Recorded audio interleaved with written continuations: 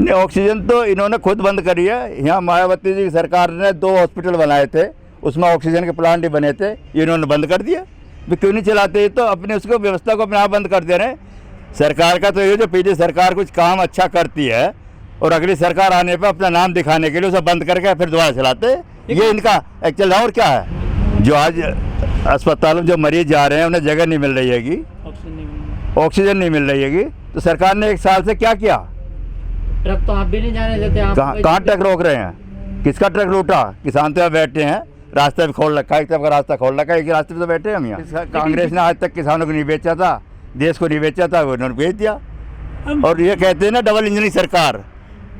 Double engine की सरकार का मतलब तो डबल खर्चा हो गया भाई। जब 2 इंजन उसमें लगेंगे, डबल तेल लगेगा, तो वही कर दिया जिन्होंने किसानों को बर्बाद करके छोड़ेंगे। ये सरकार की जो नीति है, नियत है, उसे किसान समझ गया है, इसीलिए किसान यहाँ से नहीं उठेगा किसी सूरत पे। देखो ये तो सब सामने आ जाएगा, सरकार कितना झूठ बोलती है, कितना वो करती है। इनके सांसद, इनके अंदर भी विद्रोह फैला हुआ है। इनके सांसद, इनके विधायक अभी दबे हुए हैं, खुल कर सामने आएंगे, सब खुल कर सब सामने आ जाएगी, तस्वीर सामने हो जाएगी। अभी 1-2 महीना धरना और चलने दो, ये सब बिखर जाएगा। ये तो किसानों को बिखरना चाहते हैं, इनकी सरकार बिखर जाएंगी अपने आप ही।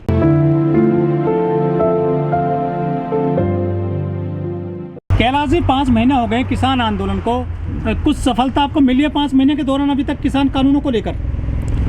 सफलता आप कैसे मानते हैं कि सफलता नहीं मिल रही है? सफलता मिल रही है। जो हमारी सरसों 4,000 को बिकती थी, आज 6,000 को बिक रही है, क्योंकि किसान आंदोलन की देन है ये। किसानों की रजिस्ट्रेशन हो रहे गेहूँ के लिए भी, जो हर गेहूँ का सरकार को दाना दाना अपना देंगे, और जो है ये सफलता ही है हमारी। अच्छा। और सफलता जब तक नहीं मिलेगी, जब तक किसान यहाँ से जाने वाला नहीं है, किसान किसी भी सूरत पर अब फसल उठा रहा है, फसल उठाने के बाद में तुरंत यहाँ पर आ जाएगा, किसान यहाँ से कम नहीं होने वालेगा। जैसे आपने देखा कि टेरी बॉर्डर पर 50,000 किसान पहुँच गए हैं, उनका काम जल्दी ख़त्म हो गया और जल्दी किसान आ गए हैं। और ये आंदोलन तो सरकार के हाथ में है, किसान के हाथ में नहीं है। सरकार जब तक चाहे जब तक किसान चलता रहेगा आंदोलन। जितना आंदोलन चलेगा उतनी सरकार कमज़ोर होती जा रही है, ना ही कमज़ोर होगा। और ये तो किसान पे कोई बाहर की आमदनी तो ऐसी आती नहीं है भाई। ये अपनी जो खेती इसकी हुई तैयार हो गई है, गेहूँ की फसल तैयार हुई है, सरसों की फसल तैयार हुई है, गन्ना बकाया है, इसको डालने के बाद में किसान फिर यहाँ आ जाएगा। कुछ किसान यहाँ हैं, कुछ गए हैं, वो अब लौटने लगेंगे 2 तारीख के बाद में। जो किसानों के तंबू हैं गाजीपुर बॉर्डर पर, इनमें केवल मुश्किल से 2-2% आदमी रह गए हैं, केवल जो किसान हैं। 2-2% अब जो किसान ने 6 महीने मेहनत करी हुई है, उसे किसान को अपने घर में रखा आएगा। यहाँ भी खर्चा चाहिए, यहाँ भी कोई हमारी फंडिंग थोड़ी आ रही है, उसी से हम अपना खर्चा चला रहे हैं, परिवार का खर्चा उसी से चल रहा है, ब्याह शादियों का उसी से खर्चा चलता है। कोई किसान के पास में ऐसी बाहर से कोई फंडिंग तो है नहीं, तो उसे फसल को जो अपने कमाई उसको नहीं उठाएगा आएगा, वो तो उठाना उसका काम है। जो भारतीय किसान यूनियन के जो प्रवक्ता हैं चौधरी राकेश टिकैत, उन्होंने घोषणा किया है कि किसान जो है सभी जो बॉर्डर पर आंदोलन चल रहा है वहाँ पर हर आदमी, हर किसान गेहूँ लेकर आएगा। नहीं, गेहूँ तो पहले पड़ा हुआ, गेहूँ तो ले आएगा। अब तो गेहूँ उठ गया उसका, लेकिन गेहूँ तो काफ़ी पड़ा हुआ, अभी तो राशन की कोई कमी नहीं है। किसान अपना गेहूँ जब आएगा गेहूँ लेकर चलाएगा, इसमें कोई दो राय नहीं है। रणनीति जो हमारे 40 इस मोर्चे के सदस्य हैं, उनकी रणनीति चल रही है और रणनीति बना रहे हैं अपनी।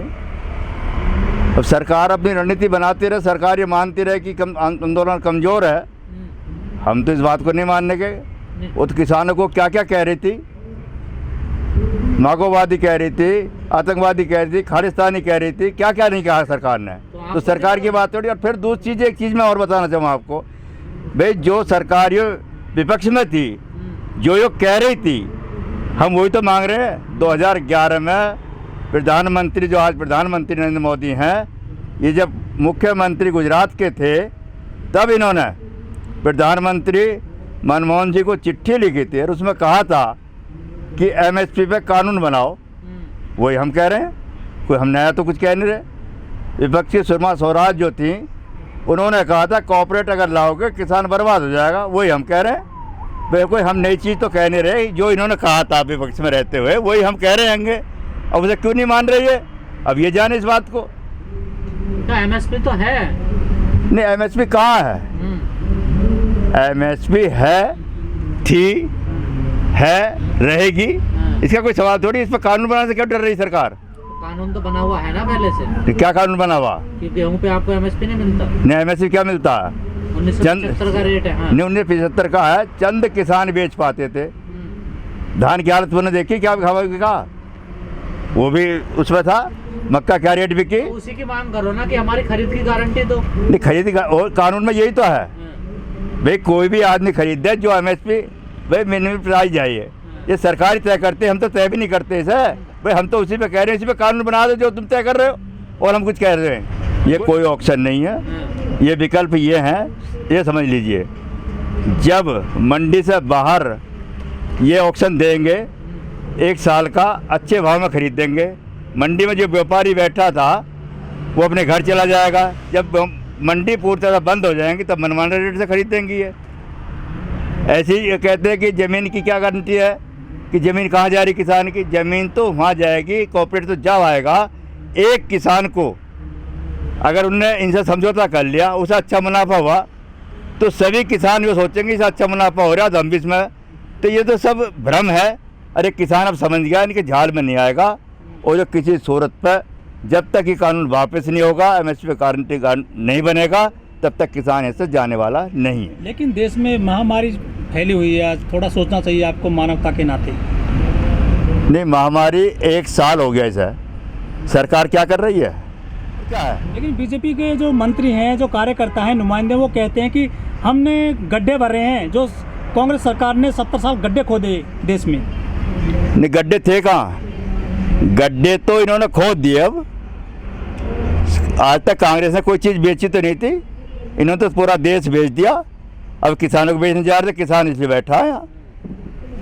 लेकिन अब ऑक्सीजन के लिए त्राहिमाम मचा हुआ है पूरे देश में। तो ये सरकार की जिम्मेवारी थी। सरकार को जब 1 साल से पता है कि ये बीमारी चल रही है, अगर बीमारी के चलने का 1 साल पहले पता चल गया है, तो 1 साल चल रहा है, तो सरकार ने क्यों नहीं इंतजाम करा इसका? इसके कौन जिम्मेवार है? ये जिम्मेवारी सरकार की होती है, सरकार ने क्यों नहीं करी इसकी अब तक? देखो वाई जो एक्चुअली होती है, जो ज़मीनी होती है, वो अब सबके सामने आएगी।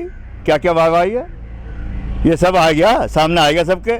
हमने भी सरकार को वोट दिया था, बहुत अच्छी सरकार है, दोबारा भी चुन कर लिया है।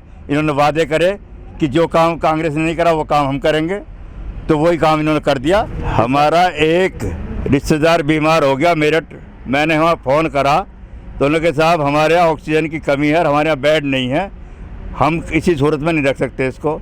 तो क्या इन्होंने इंतजाम करा? नहीं, छोटे किसानों का ध्यान रखिए, और जिनके पास ज़मीन नहीं है और गाँव में रह रहे हैं उनका भी ध्यान रखा जाए, मगर आप ये मत करिए कि उन्हें बिल्कुल ख़त्म कर दो। खत्म कहाँ कर रही है? बहुत देखो, किसान छोटा है, वो मज़दूर है, उस मज़दूर को ना उसका हक मिलता है।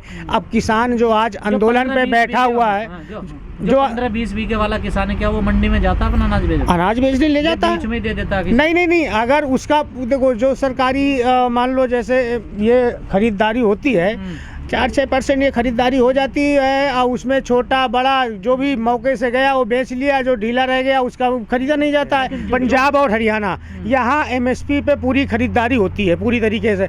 अदर जितने भी अदर भारत के देश हैं, वो राज्य हैं, वहाँ किसी राज्य में एमएसपी पे मुश्किल से 5-6% खरीदारी होती है। उसके बाद कहते हैं हमारा कोटा भर गया है, और व्यापारी अब जो भी कुछ है अपना ले जा कर के बेच दें, भर दें। काले कानून क्या, ये बिल बनाने के लिए किसान ने कहा था कि आप इस तरीके के हमारे बिल बना दीजिए। क्या पॉलिसी बनानी है देश में? वो तो आपने चुनकर भेज दिया ना सांसद, अपने प्रतिनिधि, वो बनाएंगे पॉलिसी। नहीं, एक बात तो इस बिल में तो सोचना चाहिए कि यार हम किसानों के साथ ये मुद्दा रखें कि हम ये बिल बनाने जा रहे हैं, तुम्हारे लिए फायदा होगा या नुकसान होगा। नहीं, अगर राय ली गई होती तो हम यहाँ रोड पे नहीं बैठे होते, आज 5 महीने से आंदोलन नहीं करते होते। तो कृषि मंत्री कहते थे इसमें क्या काला है, जब उन्होंने एक पॉइंट बताया गया उनको, तो फिर वो 14-15 जो उसमें पॉइंट थे वो कृषि मंत्री ने माने, तो उसमें काला क्यों नहीं है, उसमें खराबी क्यों नहीं है?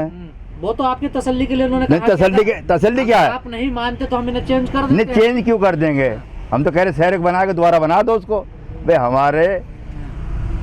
हमारे जो राष्ट्रीय अध्यक्ष हैं उन्होंने सबने यही बार बार कहा कि जब इतना कमी इसमें है, इसे पूरा बदल कर हमारा प्रतिनिधिमंडल हो त्यागी जी, जाए। आप नहीं बताइए, उसने ऐसा जब कोई नहीं प्रावधान- सुनो, हाँ, हम कोई चीज़ आपको देना चाहते हैं तो हम बिना पूछे आपके घर पहुंचा देंगे, हम आपसे राय नहीं लेंगे। किसानों से कोई राय ली गई थी? तो जबरदस्ती नहीं किसानों, कौन कर रहा है आपके साथ? किसान सरकार कर रही है। तो आप बेचिए नहीं मत सर, बेचिए प्राइवेट कंपनी नहीं सर, तो कानून हम ये तो कह रहे हैं, कानून सरकार जो लाई है, किसानों से किससे पूछा गया है?